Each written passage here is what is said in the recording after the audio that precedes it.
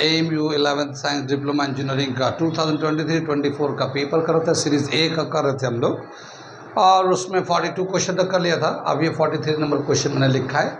Biology section है ये, तो बायोलॉजी सेक्शन चल रहा हम लोग का 35 से ऑनवर्ड 50 तक जाएगा। ये क्या दे रखा 43 number question, break down a pyruvate using oxygen take place in, यानी कि पायरुवेट को जो तोड़ते हैं, पायरुवेट जो है एक कंपाउंड है, ये टूटता है ऑक्सीजन को यूज़ करके तोड़ता है ये। तो ये कहाँ पे टूटता है, बॉडी के या प्लांट के किस पार्ट में, सेल के किस पार्ट में ये टूटता है? पायरुवेट ऑक्सीजन को यूज़ करके टूटता है, तो कौन से इसमें से किस जगह पे टूटता है? ए साइटोप्लाज्म में, बी माइटोकॉन्ड्रिया में, सी गोल्गी अपैरेटस में टूटता है, या डी एंडोप्लाज्मिक रेटिकुलम में टूटता है। ठीक है, अच्छा क्वेश्चन है ये। इसका आंसर है माइटोकॉन्ड्रिया, ये माइटोकॉन्ड्रिया में टूटता है। ठीक है, अब ये माइटोकॉन्ड्रिया में कैसे टूटता है इसको मैं थोड़ा सा समझाता हूँ। ये एनसीईआरटी में दे रखा है बहुत बढ़िया सा चार्ट का, तो मैं पहले इसे समझाता हूँ पायरुवेट क्या है और कैसे है, ये मैं समझाता हूँ इसको। ठीक, ये हमने क्वेश्चन जो है 43 नंबर जो क्वेश्चन है पायरुवेट, उसका हमने क्वेश्चन मिटा दिया क्योंकि स्पेस कम था, और उसको हम लोगों ने एक इस फ्लो चार्ट से बना रहे जो एनसीईआरटी के बुक में 10th क्लास में दे रखा है। और बताते हैं क्या है ये। देखो, जब हम लोग ग्लूकोज तो जानते हैं, जो कार्बोहाइड्रेट हम लोग खाते हैं वो डाइजेस्ट होता है बॉडी के डिफरेंट पार्ट में, डिफरेंट तरीके से डाइजेस्ट होता है, डिफरेंट एंजाइम से, डिफरेंट एंजाइम जो है डाइजेस्ट कर देता है। जो सिंपलेस्ट फॉर्म होता है जो ब्लड में एब्जॉर्ब हो जाता है वो ग्लूकोज होता है कार्बोहाइड्रेट का। इसी तरह से प्रोटीन का जो सिंपलेस्ट फॉर्म होता है वो अमाइनो एसिड होता है। तो ये जो ग्लूकोज है जब ब्लड के जरिए पहुंचता है तो सेल के अंदर, तो सेल के अंदर साइटोप्लाज्म में जब ग्लूकोज होता है उस वक्त एक प्रोसेस चलता है, उसको हम बोलते हैं ग्लाइकोलाइसिस। ये जो ग्लूकोज है वो 6 कार्बन कंपाउंड है, यानी कि 6 कार्बन कंपाउंड का मतलब C6H12O6, ये ग्लूकोज का मॉलिक्यूलर फॉर्मूला है। तो ये इसमें 6 कार्बन है, 6 कार्बन का मॉलिक्यूल होता है ये ग्लूकोज। लेकिन इस साइटोप्लाज्म में जब होता है ग्लाइकोलाइसिस होता है, तो इस वक्त ये जो ग्लूकोज है टूट के 2 मॉलिक्यूल बनाते हैं पायरुवेट, ये 2 मॉलिक्यूल बन जाते हैं पायरुवेट, 3 कार्बन मॉलिक्यूल्स बन जाते हैं, यानी 6 कार्बन बनता है, एक पायरुवेट बनता है, 3 कार्बन का मॉलिक्यूल होता है, दूसरा भी पायरुवेट बनता है, तो 2 पायरुवेट मॉलिक्यूल बन जाते हैं 3 कार्बन के। साथ ही यहाँ पे कुछ एनर्जी रिलीज भी होता है, यूज़ भी होता है, तो एनर्जी का यूज़ होता है एटीपी के फॉर्म में। जानते हैं सेल के अंदर जो एनर्जी का जो फॉर्म होता है, एनर्जी करेंसी कहलाता है, वो है एटीपी, एडिनोस ट्राइफॉस्फेट। ये एनर्जी करेंसी होता है, सेल के अंदर यूज़ भी होता है, ज़रूरत के हिसाब से हम लोग इसका इस्तेमाल करते हैं। जितना भी हमारी बॉडी में जितने भी मैकेनिज्म हो रहे हैं, जितने भी प्रोसेस हो रहे हैं, कोई भी छोटे से छोटा बड़े से बड़ा सबके लिए एनर्जी चाहिए, और वो एनर्जी जो है एटीपी होता है। वेल, यहाँ पे जो साइटोप्लाज्म में ये ग्लूकोज जो है ना पायरुवेट में 2 मॉलिक्यूल बना लेता है, 3 कार्बन मॉलिक्यूल बन जाते हैं। अब ये जो पायरुवेट है फर्दर रिएक्शन के लिए इसे एंजाइम्स की ज़रूरत है, तो और ऑक्सीजन की ज़रूरत है। तो वो रिएक्शन फर्दर करने के लिए देखा गया क्या कि ऑक्सीजन की अवेलेबिलिटी कितनी है। ठीक है, बिल्कुल ऑक्सीजन अवेलेबल नहीं है, नहीं बिल्कुल ज़ीरो है ऑक्सीजन, या थोड़ा ऑक्सीजन मिलता है, या सफिशिएंट अमाउंट ऑफ ऑक्सीजन मिलता है, तो उसके हिसाब से ये पायरुवेट, इसका रिएक्शन, इसका जो प्रोडक्ट होता है अलग अलग होता है। तो पहला जो दे रखा अब्सेंस ऑफ ऑक्सीजन, बिल्कुल ऑक्सीजन नहीं हो, यूज ऑक्सीजन की ज़रूरत नहीं है। जैसे ईस्ट में पायरुवेट ऑक्सीजन के अब्सेंस में, यानी यहाँ पे ऑक्सीजन बिल्कुल की ज़रूरत नहीं होता है, और ये पायरुवेट रिएक्ट करने के बाद ये इथेनॉल बनाता है, कार्बन डाइऑक्साइड बनाता है, और साथ ही एनर्जी भी देता है। इथेनॉल जो है, इथेनॉल 2 कार्बन मॉलिक्यूल्स होता है, अल्कोहल का कंपाउंड होता है ये। एब्सेंस ऑफ ऑक्सीजन में ईस्ट में बनता, अल्कोहल बनता है ये, यानी पायरुवेट जो है ना अल्कोहल में चेंज हो जाता है, इथेनॉल, कार्बन डाइऑक्साइड। ये जब हुआ जब बिल्कुल ऑक्सीजन नहीं मिलता, कोई भी ऑक्सीजन के मॉलिक्यूल नहीं है।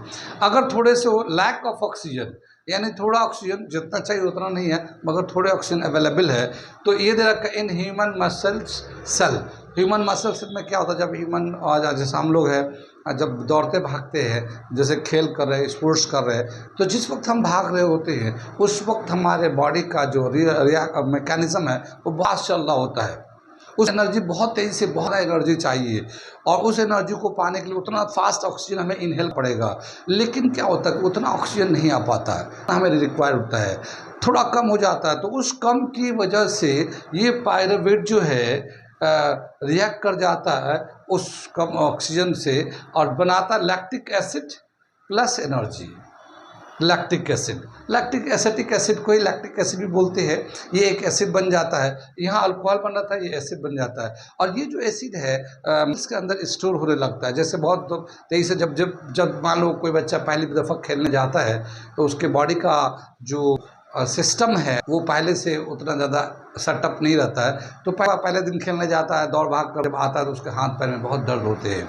ऐसे कई दिनों तक रहते हैं। जब करते करते खेलते कूदते करते करते बॉडी जो है ना सेट होता है, तो वो क्या है, लैक्टिक एसिड बनता है, और सेल्स में जब स्टोर होता है तो एक तरह का पेन होता है, वो चलने फिर परेशानी होती है।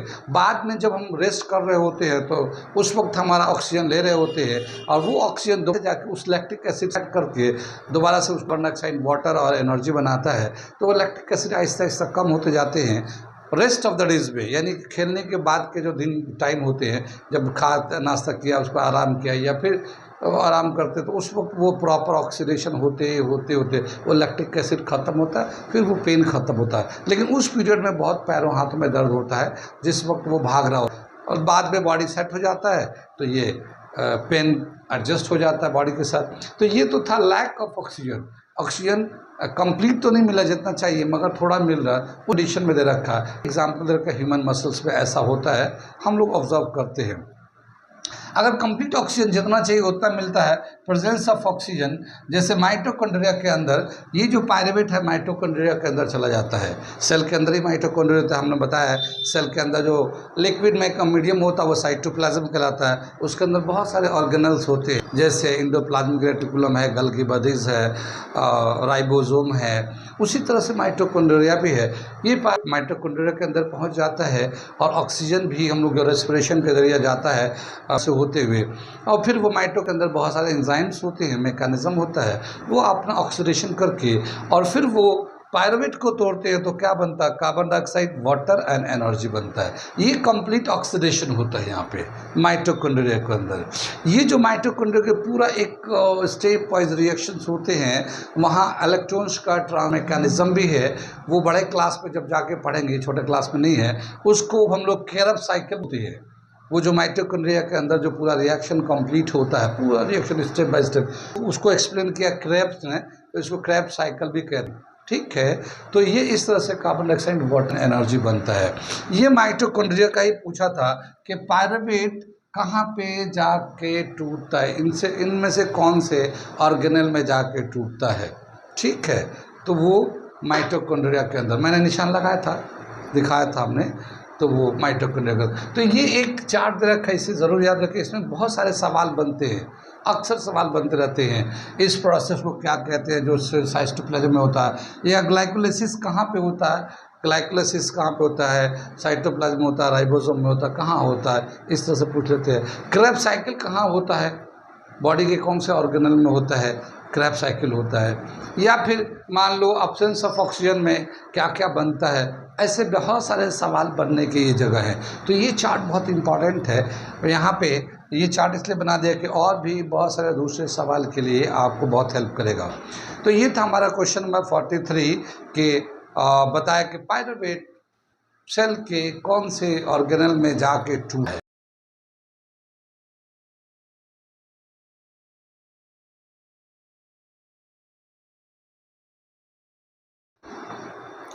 ये है 44 question.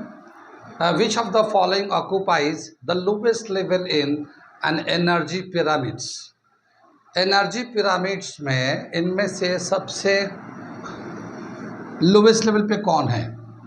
Hog, mouse, grass, snakes. क्या बताया कि ये जो ट्रॉपिकल लेवल होते हैं, ये हमारा जो प्लांट्स हैं या एनिमल्स हैं, ये हम लोग देखते हैं कि जो प्रोड्यूसर होते हैं, जो कंज्यूमर होते हैं, हमने बताया था कि एक ग्रीन प्लांट्स होते हैं जो आमतौर पे ऑटोट्रॉफ्स कहलाते हैं, वो खुद अपना खाना बनाते हैं। बाकी जो दूसरे हैं वो अलग अलग तरीके से ऑटोट्रॉफ्स पे डिपेंड करते हैं, वो हेटेरोट्रॉफ्स कहलाते हैं, वो कंज्यूमर कहलाते हैं। तो जैसे से हम लोग एक एनर्जी का या बायोमास का अरेंजमेंट करेंगे तो नीचे में बायोमास से ज़्यादा होता है, उससे कम, उससे कम, उससे कम। अभी मैं एक चार्ट बना के, फ्लो चार्ट बना के दिखाऊंगा मैं। अगर एनर्जी के हिसाब से देखते हैं तो जैसे ज़्यादा एनर्जी सबसे नीचे होता है, उसके ऊपर ऊपर क्या बताया कि जो बायोमास या energy, how much energy they have, कितना एनर्जी उनके पास है, तो उसका अगर हम लोग अरेंज करते हैं तो एक पिरामिडल स्ट्रक्चर बनता है।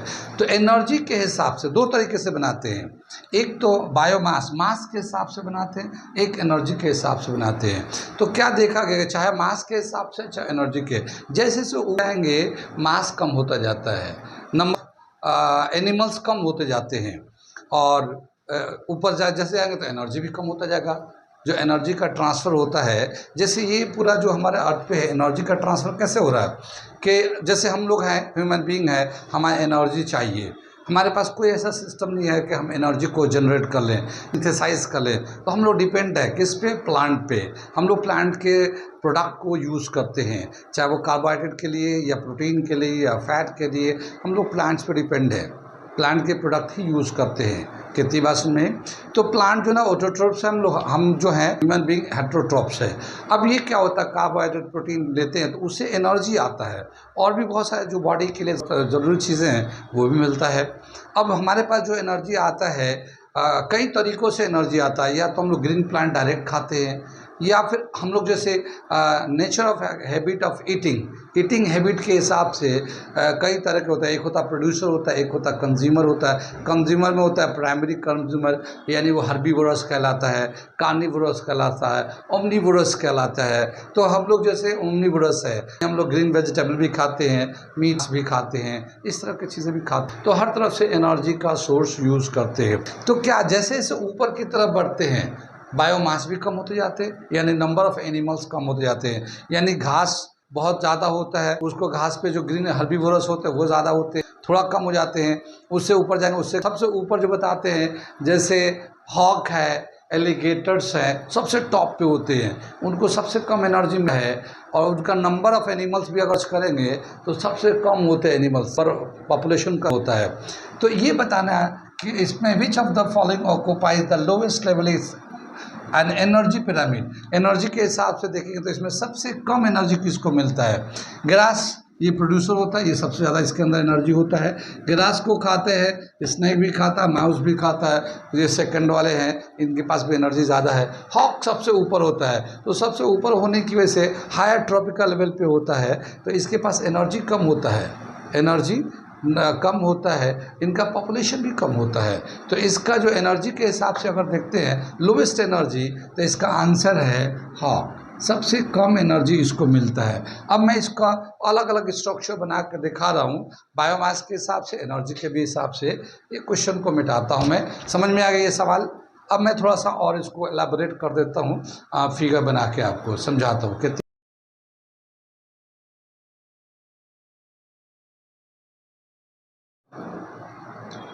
ये हम लोगों ने क्वेश्चन नंबर 44 का एक फिगर बना के दिखा रहे हैं। क्वेश्चन नंबर 44 का ये पिरामिड कहलाता है। ये पिरामिड, ये नीचे में बड़ा होता है, जैसे जैसे ऊपर जाएंगे छोटा होता जाता है, इसको हम लोग कहते हैं पिरामिड। ये पिरामिड बनता कैसे है और क्या है, ये सारी बातें मैं थोड़ा सा समझा देता हूँ इसमें। ये बहुत काम का है आपके, और कई सारी बातें हैं जो मैं इसमें एक साथ समझाऊँगा।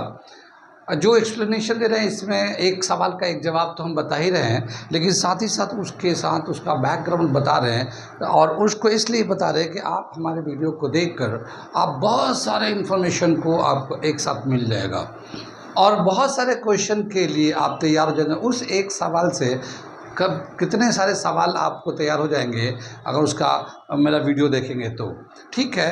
तो ऐसे आपको इन्फॉर्मेटिव अगर तैयारी करना चाहते हैं, कंपटीशन की तैयारी कर रहे हैं और कुछ कंपटीशन देना चाहते हैं, तो अगर आप पहली दफ़ा देख रहे हैं तो मेरे चैनल को सब्सक्राइब कर ले। ऐसे हमारे बहुत सारे इन्फॉर्मेशन के और नॉलेज वाले जो वीडियोस आते रहेंगे, आते रहते हैं, आप तो देखते रहेंगे। आप एक बार सब्सक्राइब करके देखो क्या क्या होता है इसमें।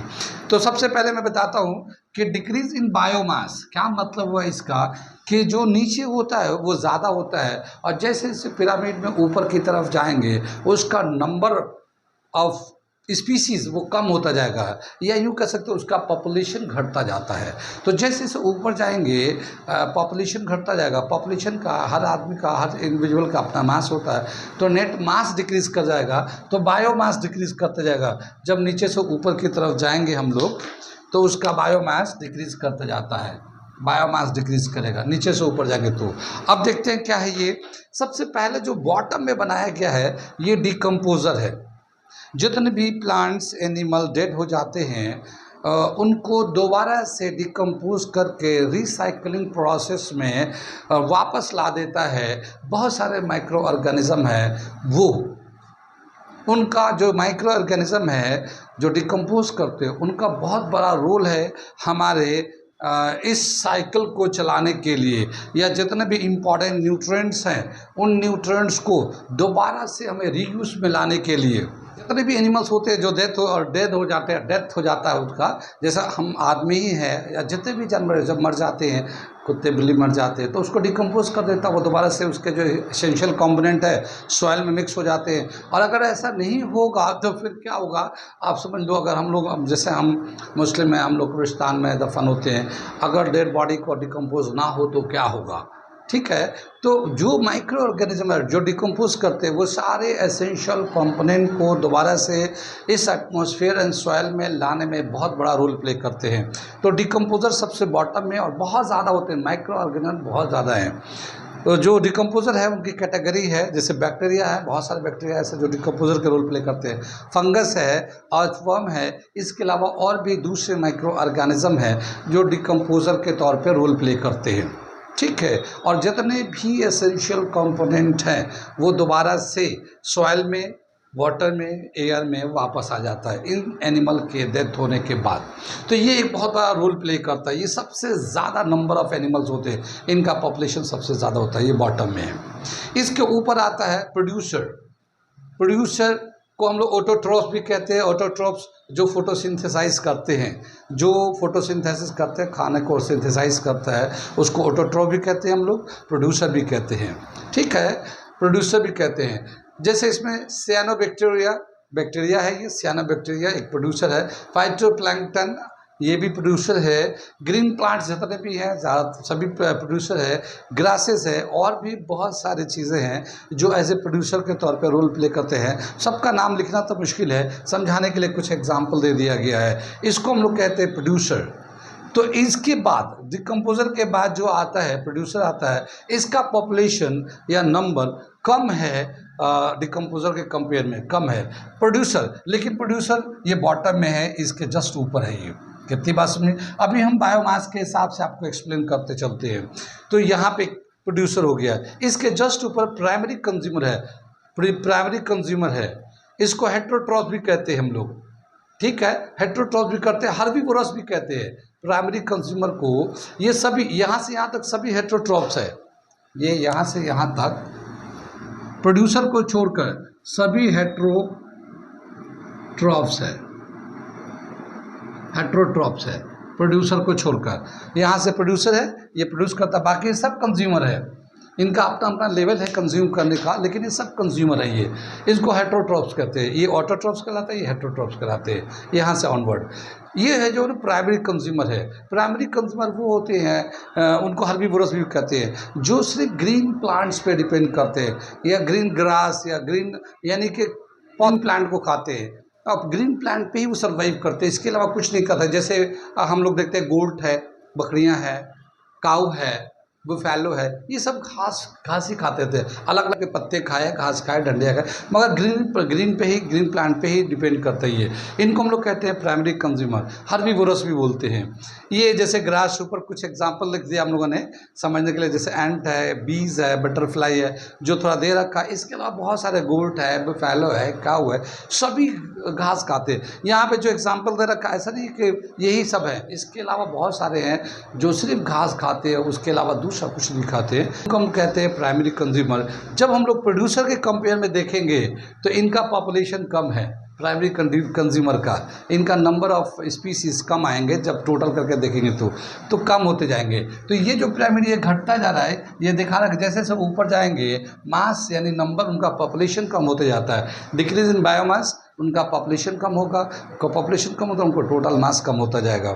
प्राइमरी कंज्यूमर के बाद हमारा आता है सेकेंडरी कंज्यूमर, दिख रहा है आप लोगों को, सेकेंडरी कंज्यूमर है। सेकेंडरी कंज्यूमर को हम लोग कार्निवोरस कहते हैं। कार्निवोरस वो होता है जो सिर्फ मीट पे यानी गोश्त खाता है। ऐसे एनिमल जो सिर्फ मीट खाते हैं, वो घास वास नहीं खाते, वो ग्रीन प्लांट कुछ नहीं खाते, वो सिर्फ मीट खाते हैं। ऐसे में दे रखा बहुत सारे, जैसे रैट है, फ्रॉग है, स्पैरो है, और जैसे लायन है, टाइगर है, वो सब भी तो कार्निवोरस है। तो कहने का मतलब ये है कि बहुत सारे कार्निवोरस है, कुछ एग्जाम्पल यहाँ मैं लिख दिया, ठीक है। तो ये सेकेंडरी कंज्यूमर कहलाते हैं। जब नंबर इसका कैलकुलेट करेंगे तो ये भी कम होते जाएंगे, ठीक है, ये कम होते जाते हैं, इनसे इनका पॉपुलेशन कम है, यानी प्राइमरी कंज्यूमर से इनके जब नंबर कैलकुलेट करेंगे तो ये कम आएंगे, ठीक है। ऐसे ही बोला क्या, टर्शियरी कंज्यूमर में जाते हैं। टर्शियरी कंज्यूमर ओमनीवोरस कहलाता है। ओमनीवोरस का मतलब ये कि सभी चीज़ खाते हैं, ये पत्ते भी खा लेते हैं, घास भी खा लेते हैं, मीट भी खा लेते हैं। तो जैसे ये स्नेक्स दे रखा है, ह्यूमन दे रखा है, ह्यूमन मेन है, आउल भी कम है, मगर देख लेंगे जो सब खाते रहते हैं, घास पत्ते खाते रहते हैं, गोश्त भी खा जाते हैं, ठीक है। तो ऐसे को देख लेंगे हम लोग, टर्शियरी कंज्यूमर कहलाते हैं हमारे। इनका पॉपुलेशन भी कम हो गया है, ये पिरामिड ऐसा ऐसा हो।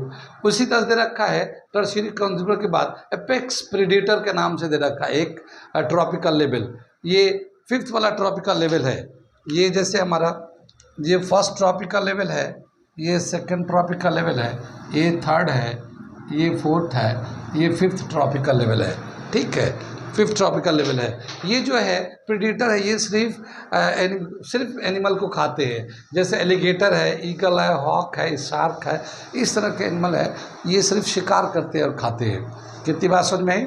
ये तो हमारा यहाँ पे ये हमने एक सन बनाया है। सोलर एनर्जी जो है फोटोसिंथेसिस के जरिए प्रोड्यूसर जो होता है ना, ऑटोट्रॉप्स होते हैं, उनके अंदर एंट्री होती है, उसके अंदर सोलर एनर्जी जो भी है इसके अंदर प्रोड्यूसर के अंदर आता है, और यहाँ पे फोटोसिंथेसिस के बाद एनर्जी स्टोर होता है इसके अंदर, ग्रीन प्लांट्स के अंदर। यहाँ पे क्या हमने देखा है कि ये 10% रूल है। जैसे जैसे ऊपर की तरफ जाते हैं, जो नेक्स्ट लेवल का ट्रॉपिकल लेवल है उसके पास जो एनर्जी पहुँचता है, प्रीसीडर के रिस्पेक्ट में 10% एनर्जी सिर्फ ऊपर की तरफ जाता है, सिर्फ 10%, बाकी सब वो यूज़ कर जाता है। जैसे यहाँ पे बोला क्या, प्रोड्यूसर है, ऑटोट्रॉप्स कहलाता है। ये मान लो इसके पास 100 जूल एनर्जी है, ये मान लिया कि हम लोग इसके पास 100 जूल एनर्जी है प्रोड्यूसर के पास, तो इसको प्रोड्यूसर को जो खाएगा प्राइमरी कंज्यूमर, इसके पास एनर्जी कितना पहुंचेगा, इस 100 का 10%, तो 10% कर लेंगे तो 10 जूल एनर्जी इसके पास पहुंचेगा। तो इसके पास एनर्जी जो पहुंचा है इससे कम पहुंचा है, प्राइमरी कंज्यूमर के पास सिर्फ 10% एनर्जी पहुंचा है। इसी तरह सेकेंडरी कंज्यूमर के पास पहुंचेंगे तो 10 जूल का सिर्फ 10% लेंगे तो 1 जूल एनर्जी आ जाएगा, 1 जूल इसके पास पहुंचेगा। ये एनर्जी का पिरामिड है, जैसे कैसे एनर्जी एक लेवल से दूसरे ट्रॉपिकल लेवल से एक दूसरे ट्रॉपिकल लेवल पे एनर्जी कैसे ट्रांसफ़र होता है।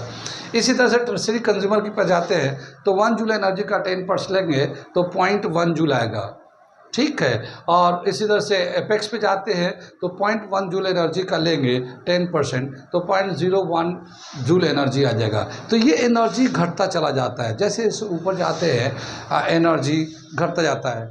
ये बेसिकली ये जो फ्लो चार्ट है इसमें होता क्या है, कि एक ट्रॉपिकल लेवल दूसरे ट्रॉपिकल लेवल पर डिपेंड करता है। किस लिए डिपेंड करता है? एनर्जी के लिए डिपेंड करता है कि उसे हम लोग यूज़ करेंगे, खाएंगे और हमें एनर्जी मिलेगा। लेकिन जो एनर्जी मिल रहा है वो कितना एनर्जी मिल रहा है वो दिख रहा है कि कैसे एनर्जी का डिक्रीज करते चला जाता है। ये तो मैंने एक 100 जूल एनर्जी लेके ये दिखाया है। अगर मान लो यहाँ पे कोई दूसरा अमाउंट ऑफ एनर्जी दे दिया और बोला कि यहाँ पे कितना जूल एनर्जी पहुँचेगा, जैसे मैं ये एरो हटाकर एक सवाल जैसे यहाँ बना एनर्जी से बना देता हूँ। मान लो प्रोड्यूसर के पास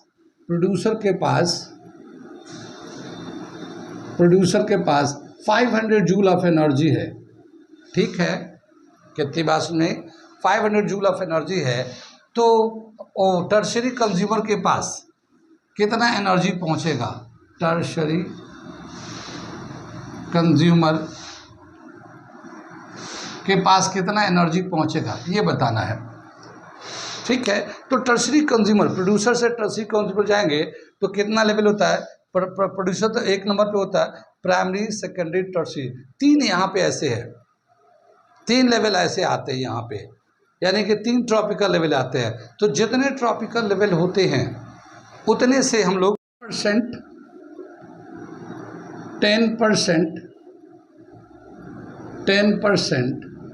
ऑफ 500 ये ले लेंगे, 3 दफ़ा 10% ले लेंगे हम लोग।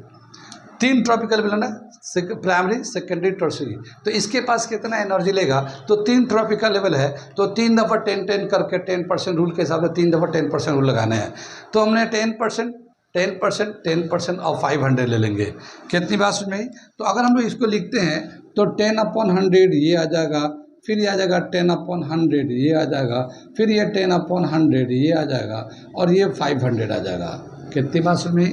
तो देखो नीचे कितने जीरो हो जाए, 2 ज़ीरो, इससे 2 ज़ीरो काट दिया, फिर इसके 2 ज़ीरो इससे कट गए, फिर 1 ज़ीरो इससे कट गए। अब ये 5/10 आया, 5/10 तो 0.5, ठीक है। इतना जूल एनर्जी जो है ना इसके पास पहुंचेगा, टर्शरी के पास 0.5 जूल ऑफ एनर्जी पहुंचेगा। इस तरह से, यानी एक तरह का न्यूमेरिकल है। कभी भी कोई पूछने को कुछ भी पूछ सकता है, तो मैं एक आइडिया बता रहा हूँ कि कितना एनर्जी ऊपर की तरफ जाता है। जैसे जैसे ऊपर की तरफ जाता है, amount of energy flowing up या higher tropical level decreases by 10% rule कहलाता है ये। कितनी बात समझ में? तो ये हमने हम एक जो फ्लो ऑफ एनर्जी है पूरे हमारा इस अर्थ पे, producer, consumer, primary, secondary, tertiary, उसका एक हमने थोड़े से एग्जांपल देके एक चार्ट बना के पिरामिड से बताने की कोशिश किया। समझ में तो आ ही रहा होगा, ठीक है, और जितना समझ में आया ठीक है, समझिए इसको। अगला मैं क्वेश्चन करने जा रहा हूँ, क्वेश्चन नंबर 45, ठीक है। ये अगला क्वेश्चन 45 आ गया, अभी तक 44 किया था, अब ये 45 आ गया। क्या दिना का 45 में मैं पढ़ता हूँ और समझाता हूँ क्या है ये। All living organism in an area together with the non living constituent of the environment forms, यानी किसी एक पर्टिकुलर एरिया में जितने भी लिविंग ऑर्गेनिज्म है and non living organ materials होते हैं वहाँ के, वो दोनों आपस में मिल के एक इन्वायरमेंट बनाते हैं। वो जो इन्वायरमेंट बनता है लिविंग नॉन लिविंग से, उसको हम लोग क्या कहते हैं? ये चॉइस दे रखा, यूनिवर्स, सराउंडिंग, इकोसिस्टम, इकोटोन्स, ठीक है। तो इसको हम लोग क्या कहते हैं? इसका आंसर है हमारा इकोसिस्टम। इकोसिस्टम किसी भी एरिया का जितने भी प्लांट है, लिविंग है, नॉन लिविंग है, वो आपस में इंटरेक्ट करते हैं और वो इंटरेक्शन की वजह से एक दूसरे पर डिपेंड होते हैं। और ऐसा जो एक कॉम्बिनेशन, एक इंटरेक्शन सिस्टम बनता है किसी एरिया का, उसको हम बोलते हैं इकोसिस्टम। कितनी बात सुन में? मैं इसको थोड़ा समझाता हूँ कौन कौन से लिविंग, कौन कौन से नॉन लिविंग कंपोनेंट्स हैं इकोसिस्टम के। लेकिन क्या बताया कि द इंटरेक्शन बिटवीन, सोल्यूशन में मैं एक डेफिनेशन लिख रहा हूँ, ठीक है ना। The interaction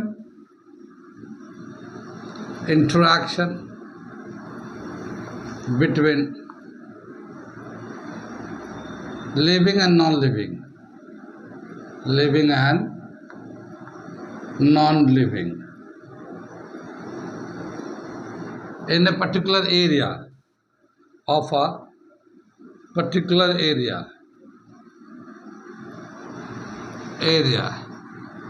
is formed ecosystem, ठीक है ना, वह इकोसिस्टम बनाते हैं वहाँ का लिविंग नॉन लिविंग।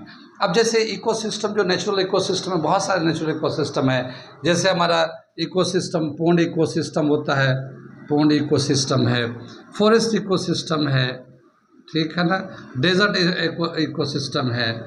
क्या मतलब हुआ कि जैसे इस तरह से बहुत सारे इकोसिस्टम आते हैं।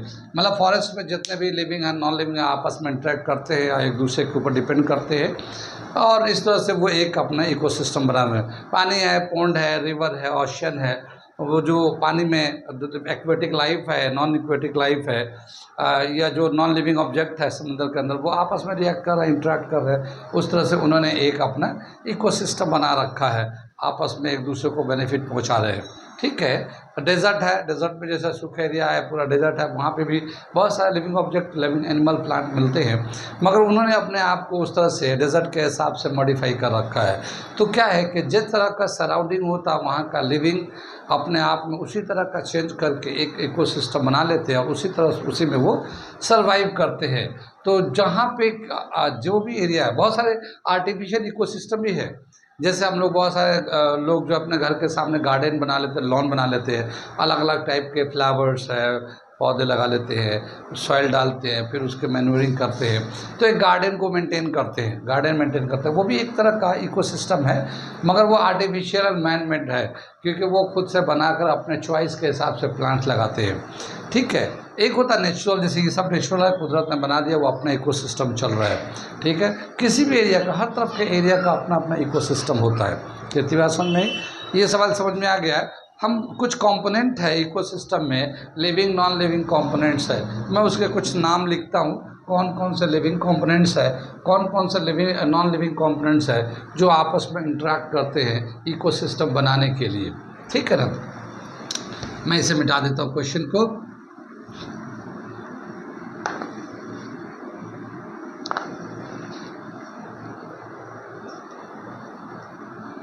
ठीक है, तो जो इकोसिस्टम है, एक इकोसिस्टम होता है, इकोसिस्टम है, इस इकोसिस्टम के दो कंपोनेंट होते हैं, एक बायोटिक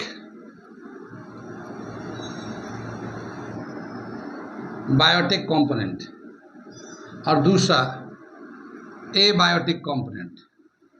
एबायोटिक कंपोनेंट, एबायोटिक को नॉन लिविंग कहते हैं, ठीक है ना, नॉन लिविंग कंपोनेंट है ये, और बायोटिक को लिविंग भी बोलते हैं। तो ये लिविंग है, कौन कौन से लिविंग है, ठीक है ना, कितनी बात समझे। अब लिविंग में आता है प्लांट्स है, एक एरिया, जिस एरिया के हम इकोसिस्टम की बात करें वहाँ प्लांट्स, छोटे बड़े जितने भी पौधे हैं, प्लांट्स है, सारे वो इंक्लूड हो जाते हैं।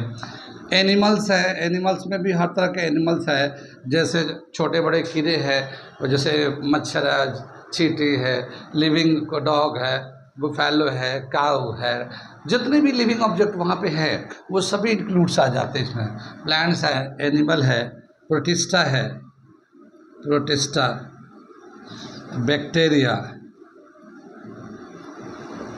फंगस, ये सब लिविंग में आते हैं। ये जो है लिविंग कंपोनेंट, किसी भी इकोसिस्टम में ये सब लिविंग कंपोनेंट्स में आते हैं।